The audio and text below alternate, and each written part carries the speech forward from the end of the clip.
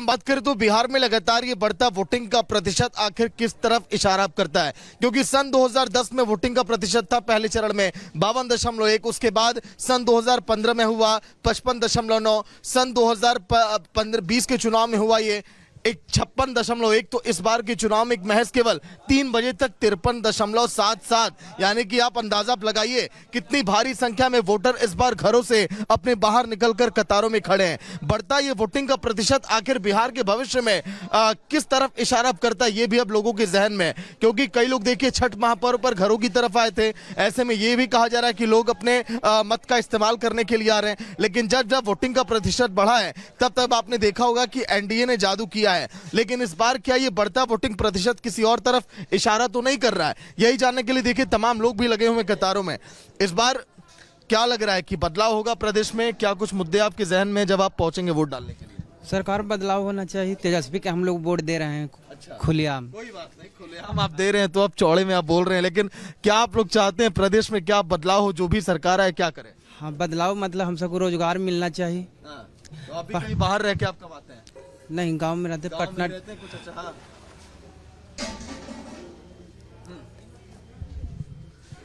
देखिए अगर हम बात करें, अगर पूरे बिहार में जब वोटिंग का देखिए अगर मसला चल रहा है तो खेसारी लाल यादव जो कि देखिए छपरा से चुनावी मैदान में, ऐसे में राम मंदिर को लेकर उन्होंने बयान दिया, जिनका बयान इस समय अब चर्चाओं में है। क्या कुछ कहा उन्होंने और किस तरह से उन पर इस समय सियासत की जा रही है? हालांकि खेसारी लाल यादव का यह कहना है कि लोग घरों से बाहर निकल रहे हैं, वोट डाल रहे हैं लोकतंत्र के महापर्व में, उनके लिए खुशी की बात है, फख्र की बात है। लेकिन सुनिए एक बार उनको भी।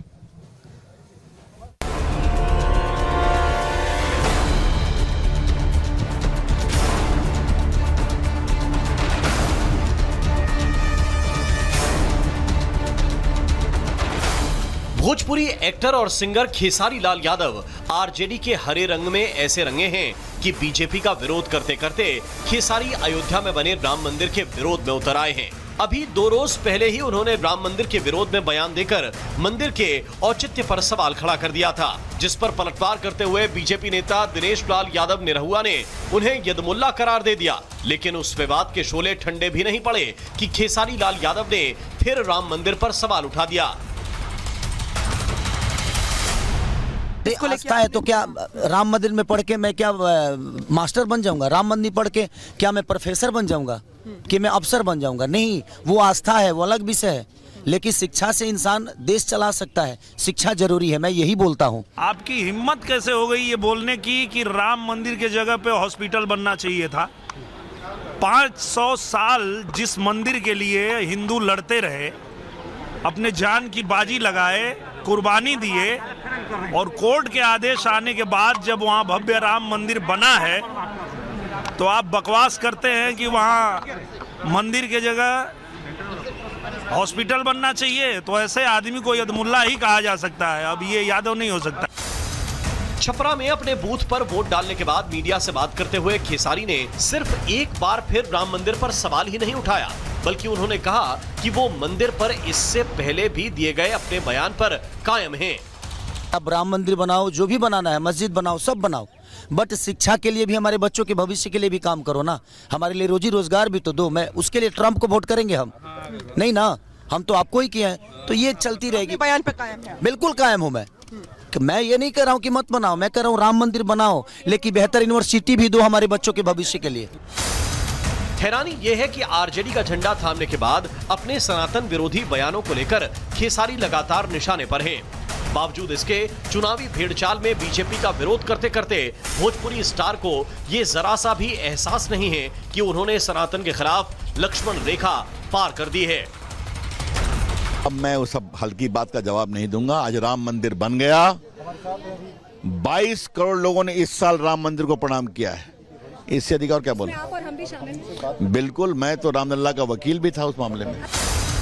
रुपहले पर्दे की रंगीन दुनिया से राजनीति में धमाका करने आए खेसारी को भले ही आरजेडी के मुस्लिम यादव समीकरण पर भरोसा हो, लेकिन शायद वो भूल गए हैं जिस स्टारडम के दम पर वो राजनीति चमकाने की कोशिश कर रहे हैं उसमें भोजपुर के करोड़ों हिंदू फैंस भी हैं। जो उनकी जुबान से निकले। अगर हम बात करें तो बिहार में लगातार ये बढ़ता वोटिंग का प्रतिशत आखिर किस तरफ इशारा करता है, क्योंकि सन 2010 में वोटिंग का प्रतिशत था पहले चरण में 52.1, उसके बाद सन 2015 में हुआ 55.9, सन 2020 के चुनाव में हुआ ये 56.1, तो इस बार के चुनाव में महज केवल 3 बजे तक 53.77, यानी कि आप अंदाजा लगाइए कितनी भारी संख्या में वोटर इस बार घरों से अपने बाहर निकलकर कतारों में खड़े हैं। बढ़ता ये वोटिंग का प्रतिशत आखिर बिहार के भविष्य में किस तरफ इशारा करता है, ये भी अब लोगों के जहन में है, क्योंकि कई लोग देखिए छठ महापर्व पर घरों की तरफ आए थे। ऐसे में ये भी कहा जा रहा है कि लोग अपने मत का इस्तेमाल करने के लिए आ रहे हैं, लेकिन जब वोटिंग का प्रतिशत बढ़ा है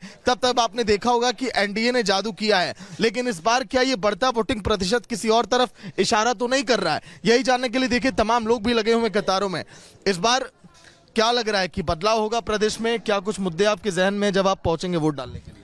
सरकार बदलाव होना चाहिए, तेजस्वी के हम लोग वोट दे रहे हैं खुलेआम। कोई बात नहीं, खुलेआम आप दे रहे हैं तो आप चौड़े में आप बोल रहे हैं, लेकिन क्या आप लोग चाहते हैं प्रदेश में क्या बदलाव हो? जो भी सरकार है क्या करे? हाँ, बदलाव मतलब हम सबको रोजगार मिलना चाहिए। तो आप भी कहीं बाहर रह के आप कमाते हैं?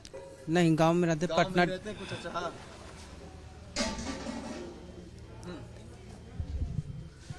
देखिए अगर हम बात करें, अगर पूरे बिहार में जब वोटिंग का देखिए अगर मसला चल रहा है तो खेसारी लाल यादव जो कि देखिए छपरा से चुनावी मैदान में, ऐसे में राम मंदिर को लेकर उन्होंने बयान दिया, जिनका बयान इस समय अब चर्चाओं में है। क्या कुछ कहा उन्होंने और किस तरह से उन पर इस समय सियासत की जा रही है? हालांकि खेसारी लाल यादव का यह कहना है कि लोग घरों से बाहर निकल रहे हैं, वोट डाल रहे हैं लोकतंत्र के महापर्व में, उनके लिए खुशी की बात है, फख्र की बात है। लेकिन सुनिए एक बार उनको भी।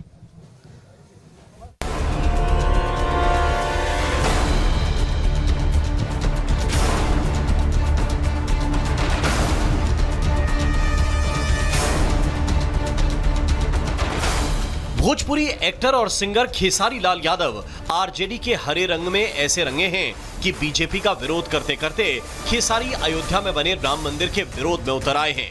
अभी 2 रोज पहले ही उन्होंने राम मंदिर के विरोध में बयान देकर मंदिर के औचित्य पर सवाल खड़ा कर दिया था, जिस पर पलटवार करते हुए बीजेपी नेता दिनेश लाल यादव निरहुआ ने उन्हें यदमुल्ला करार दे दिया। लेकिन उस विवाद के शोले ठंडे भी नहीं पड़े कि खेसारी लाल यादव ने फिर राम मंदिर पर सवाल उठा दिया।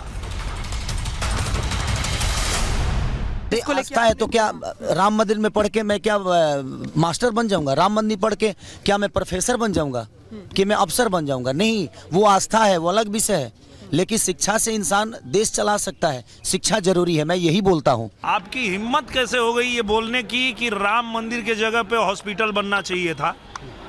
500 साल जिस मंदिर के लिए हिंदू लड़ते रहे, अपने जान की बाजी लगाए, कुर्बानी दिए, और कोर्ट के आदेश आने के बाद जब वहाँ भव्य राम मंदिर बना है तो आप बकवास करते हैं कि वहाँ मंदिर के जगह हॉस्पिटल बनना चाहिए। तो ऐसे आदमी को यदमुल्ला ही कहा जा सकता है, अब ये यादव नहीं हो सकता।